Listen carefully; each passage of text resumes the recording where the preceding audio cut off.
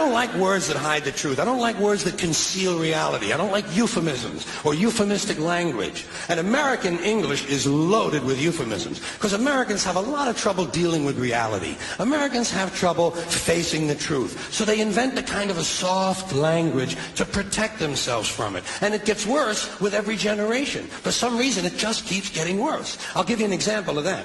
There's a condition in combat. Most people know about it. It's when a fighting person's nervous system has been stressed to its absolute peak and maximum, can't take any more input. The nervous system has either snapped or is about to snap. In the First World War, that condition was called shell shock. Simple, honest, direct language. 2 syllables. Shell shock. Almost sounds like the guns themselves. That was 70 years ago. Then a whole generation went by, and the Second World War came along, and the very same combat condition was called battle fatigue. 4 syllables now. Takes a little longer to say. Doesn't seem to hurt as much. Fatigue is a nicer word than shock. Shell shock. Battle fatigue.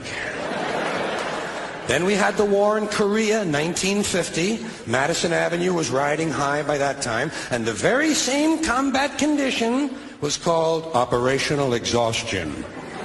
Hey, we're up to 8 syllables now. And the humanity has been squeezed completely out of the phrase. It's totally sterile now. Operational exhaustion. Sounds like something that might happen to your car.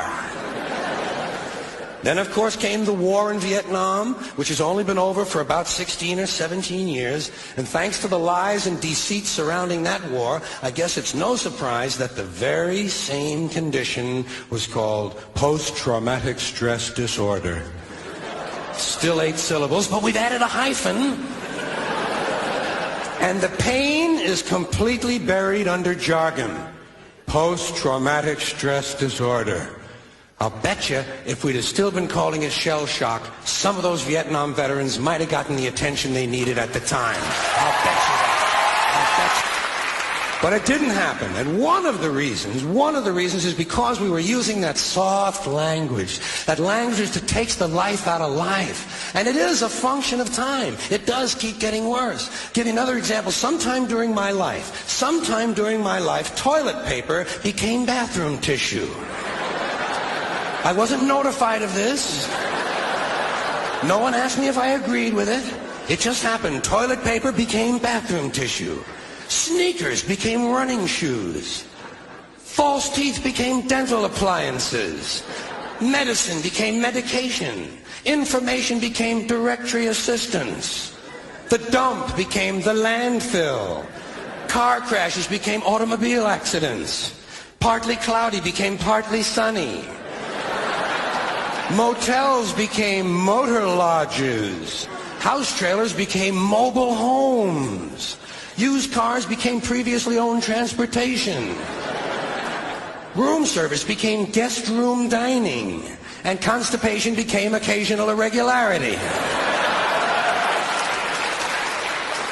When I was a little kid, if I got sick, they wanted me to go to the hospital and see the doctor. Now they want me to go to a health maintenance organization.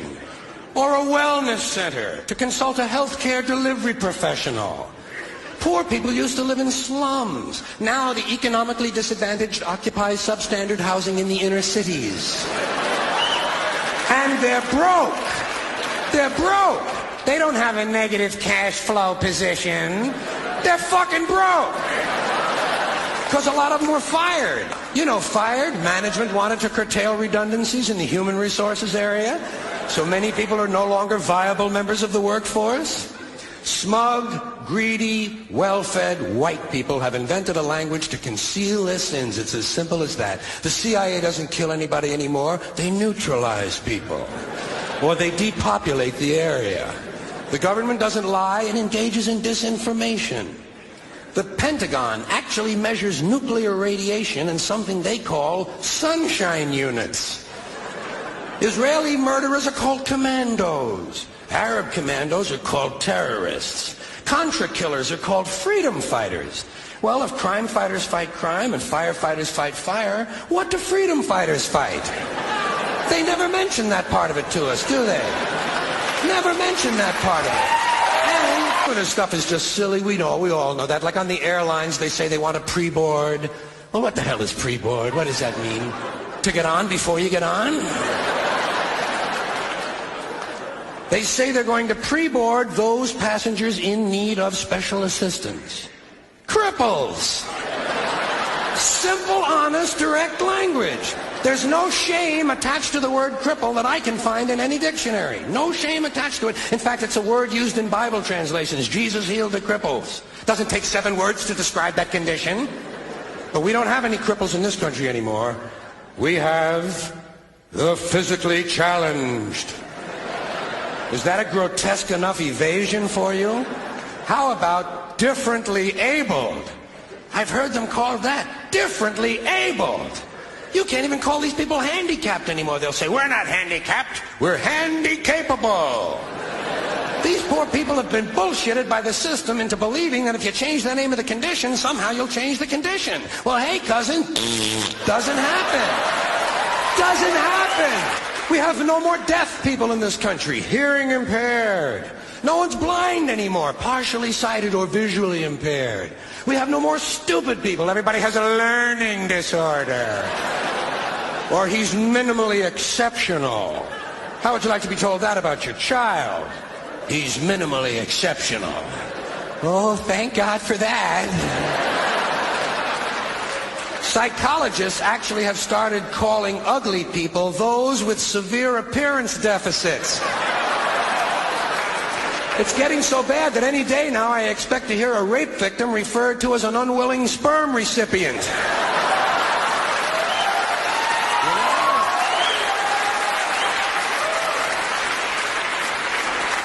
And we have no more old people in this country. No more old people. We shipped them all away, and we brought in these senior citizens.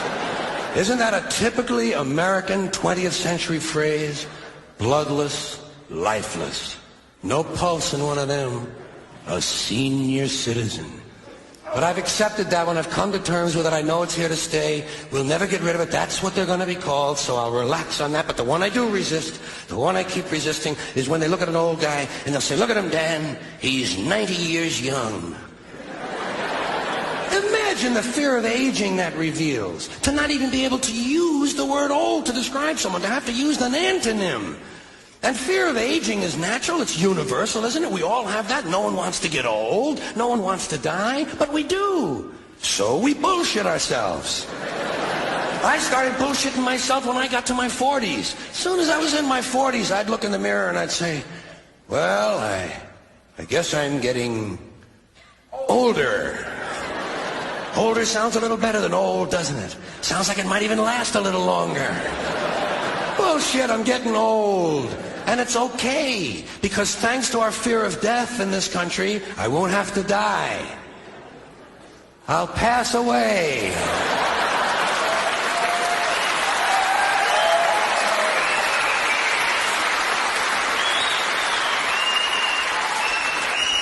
Or I'll expire like a magazine subscription.